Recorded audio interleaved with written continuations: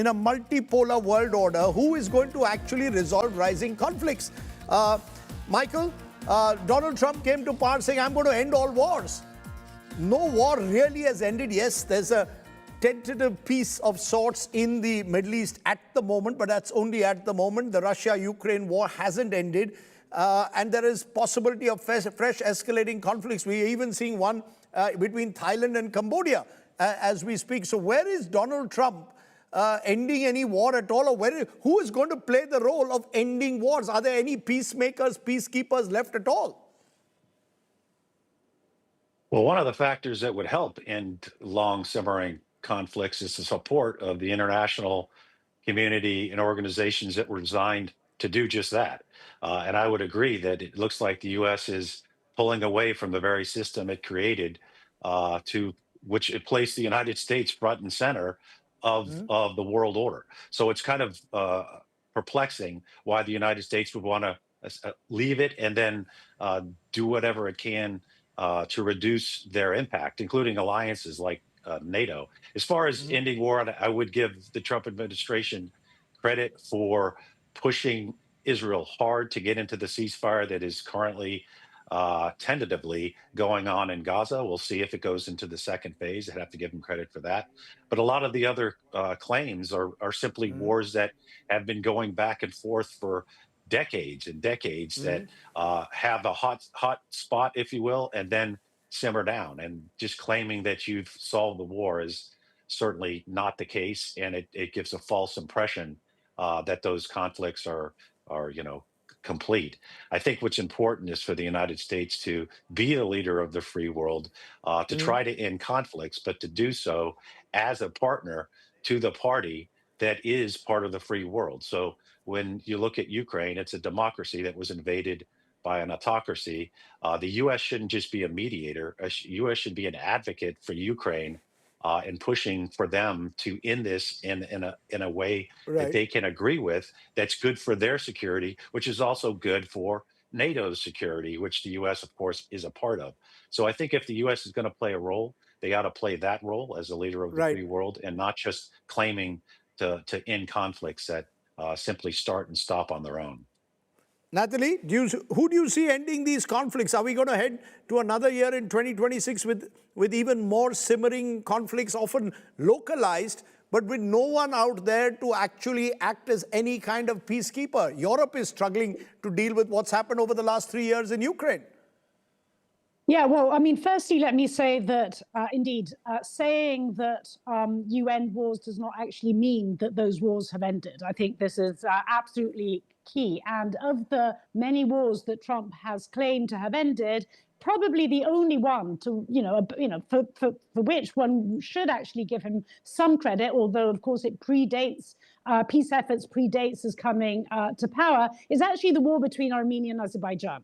So if I were to actually give one brownie point to Donald Trump, it would actually be on that. Frankly speaking, on the Middle East, yes, I mean, it's great to have a truce in between one bombing and another. It's great not to have 50 Palestinians dead a day and only have 5. But frankly speaking, to define this as a full ceasefire, let alone the prospect towards reconstruction and state building, I think we're a very, very long way away. And fundamentally, I think the reason is not that different from the reason in Europe, meaning the problem with Donald Trump is that he is unwilling to exert sustained pressure. He has done so a little bit more with Israel than with Russia. With Russia, absolutely zero. Unwillingness to sustain pressure on the party that actually does not want to end the war. So in the case, for example, of Europe, there is absolutely no prospect for the war to end sustainably over the course of 2026, unless we will see a radical shift in the Trump administration's approach towards this war, actually being willing to exert pressure on Russia. If this doesn't happen, and I frankly speaking don't expect it to happen, I think that what we will end up seeing is the continuation of this war, probably for another year. I personally believe that this war will continue so long as Vladimir Putin remains in power. But, and let me say this one last thing, what I think people also underestimate is that by withholding support for Ukraine, Trump has actually diminished the US's own influence on this war, right? Basically, Europeans, for all their weakness, which is often talked about, are the ones that actually have the most powerful sanctions in place, the ones that now support essentially all economic and military assistance to Ukraine. They're the ones that can move forward on Ukraine's EU accession path. So actually, in many respects, Europeans under Donald Trump have many more cards than they did on the Ukraine war compared to what they did when Joe Biden was in power. Interesting. Adele, you follow the Middle East particularly closely. Do you see the wars in the area diminishing or intensifying?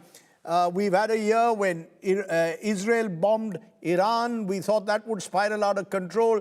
We've had, as I said, thousands of Palestinians who've been killed post the October 7th happenings of Hamas. Do you see any kind of reconciliation at all? And who's going to do the reconciliation? So thank you for that. I have to say, I just want to say you can deny that wars didn't proliferate under Trump's watch, but they actually didn't. And I just have to address something else before I get to this. I disagree with the premise completely that Trump's trying to divide the world up.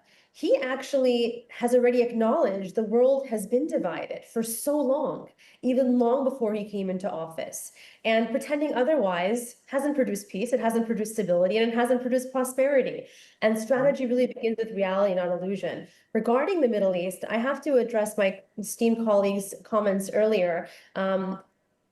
Delusion is not the word. Gaza, saying it can be rebuilt is not delusional. In fact, it's delusional thinking that it can't be. Far worse devastation has occurred from Europe after World War II to Asia, to the Middle East, and it's been rebuilt bigger and better. And the real question isn't whether Gaza can be rebuilt, it's whether actually under which circumstances it can be rebuilt.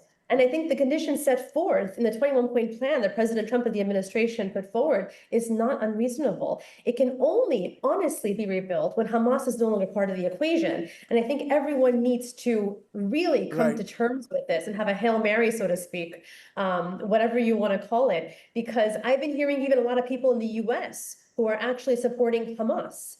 And I think that that's a global travesty. As to whether or not that this war can end, whether it'll be peace, I don't think there will ever be peace in the Middle East until certain things are set into motion, set into place. I think rebuilding Gaza will be the first thing. As to the humanitarian suffering and loss that has occurred on the Gaza side and on the Israel side, I am not a fan of war, but I understand. I'm a logical person, a realistic person. I understand that if you're going to get attacked, unfortunately, any sovereign nation that has the grit and is going to be responsible for upholding democratic values in the Middle East or wherever region they're located in the West is going to strike back with equal and opposite force. And when it was, there'll be apart. questions whether it was equal and opposite or whether it was disproportionate force being used and whether there was enough check on what Israel did in Gaza at the end of the day.